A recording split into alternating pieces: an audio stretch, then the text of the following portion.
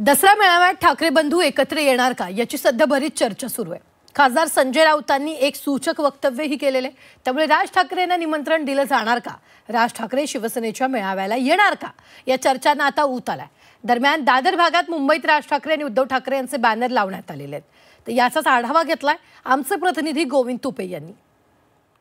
दसरा मेळावा अगदी काही तासावर येऊन ठेपलाय आणि याच वेळेला मुंबईतल्या लालबाग, दादर, शिवाजी पार्क परिसरामध्ये जे बॅनर लागलेले आहेत, आपण एक माझ्या पाठीमागचे जे बॅनर बघता आहात, हे सगळे जे बॅनर आहेत लोकांच्या चर्चेचा विषय बनलेले आहेत।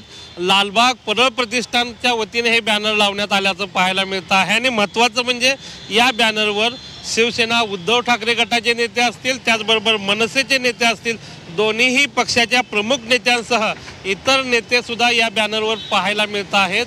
मुंबई आपली आहे, आपली आणि इथे आवाज ही आपलाच हवा अशा पद्धतीचा मजकूरही या बॅनरवर पाहायला मिळतो आहे आणि त्याच्या खाली लिहिलेलं आहे, दसरा मेळावा मराठी माणसात जागा हो, न्याय हक्कासाठी एक हो, अशा पद्धतीचा ही मजकूर या बॅनरवर पाहायला मिळतो आहे। एकूणच काय तर उद्या जो होणारा जो दसरा मेळावा आहे, त्या दसरा मेळाव्याला राज ठाकरे यांना निमंत्रण दिलं आहे की नाही याबाबत साशंकता आहे आणि सूत्रांकडून जी माहिती मिळते आहे ती राज ठाकरेंना उद्याच्या कार्यक्रमासाठी निमंत्रित केलं गेलेलं नाहीये।